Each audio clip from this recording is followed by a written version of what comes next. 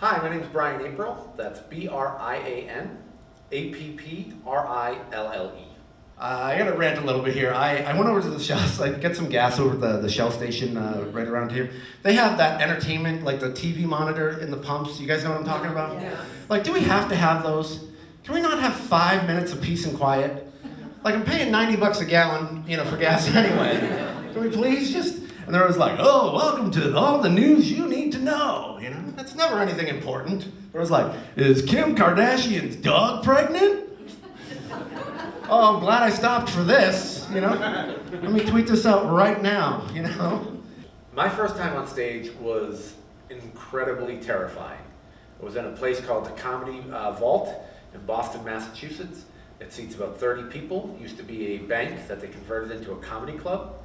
And it was probably a small little stage, and it was very dark, and I wasn't ready for the spotlights. I had a couple friends there, and thankfully, some of the people laughed at a couple jokes. I was so terrified of bombing and not doing well, and I was just so thankful that I got a couple of laughs my first time, and I was hooked after that, but it was so absolutely frightening.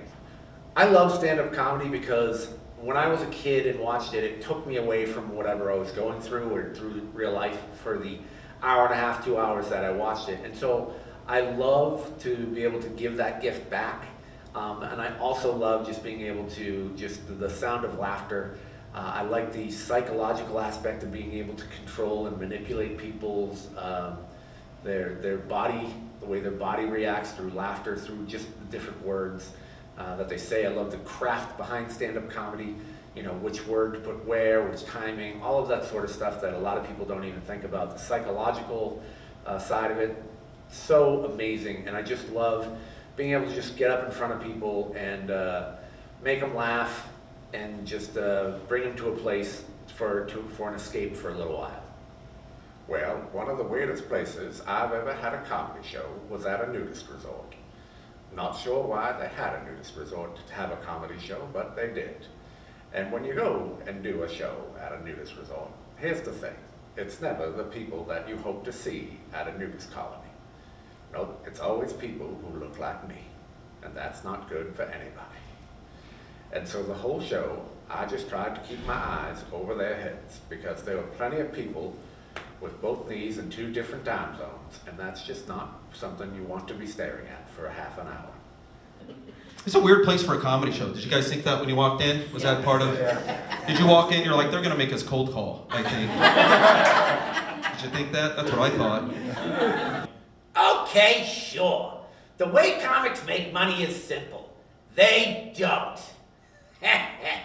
No, actually, the way comedians make money usually is in a couple of different ways. One is through the actual shows. You can get paid anywhere from $25 to a couple $100 on a local level, depending on where you are in the show. As you become higher and higher in the comedy food chain and people come out to see you, you can do door deals where you get all the ticket money, so you can kind of do it that way. There's also other avenues. Merchandise. Merchandise is huge. T-shirts, hats, bumper stickers, whatever you can think of. Comedians will try to sell it at the end of the show because that's where they really make the majority of their money, because a lot of it is burned up in travel and lodging and all that sort of stuff. So that's why you see a lot of comics always selling merch, because that's where they really make their money.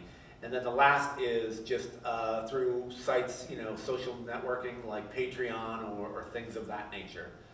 So my next goals in stand-up comedy, I think I'd like to get another special. I already have one that was out on Dry Bar Comedy. And I'd like to get another special, and then I would like to start moving into more theaters and bigger venues, and also do more with charity work. I'd love to do a lot with charity, so I'd like to get involved with bigger charities and fundraising and that sort of thing. And as well, I'd like to maybe get into more the podcasting and the social media side, but I just want to play bigger venues and just try to reach more people, as many people as possible. So we're pitching some material to Netflix. We're pretty excited about that. We had our comedy special release.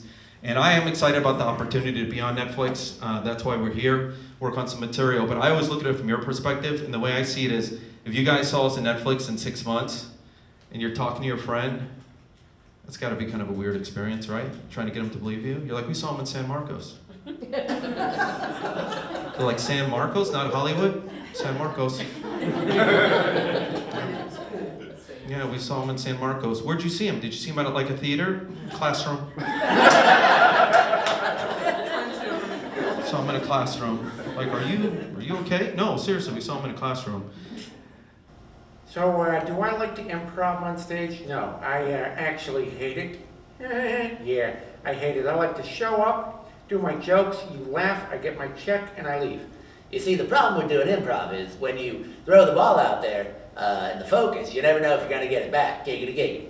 And so that's kind of the hard thing about doing the improv. I don't really care whether people are laughing. You know, I care if they're laughing, but I don't care what they do, where they're from.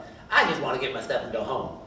You see, the thing that happens when you're doing the improv is sometimes things go crazy. I've seen fights start happening. I've seen people get really angry over silly things that shouldn't have made them angry. And my thing is, when I'm going to do a show, I'm trying to lift people to a better place, not bring them to a place of, you know, maybe they just had a divorce or their dog died, and I'm not trying to remind them of that, any of that. So I try to ignore improv on stage, but if I have to, I will. Brian, tell me, where can people follow you, or how can people help support you? So people can find me on the internet at Comedy Brian. I'm on most social media sites. But you can also, if you want, you can support me on patreon.com/Comedy Brian. All my social media handles are Comedy Brian. That's COMEDY BRIAN, all one word. So you can follow me on YouTube, Facebook, Instagram, all that sort of stuff.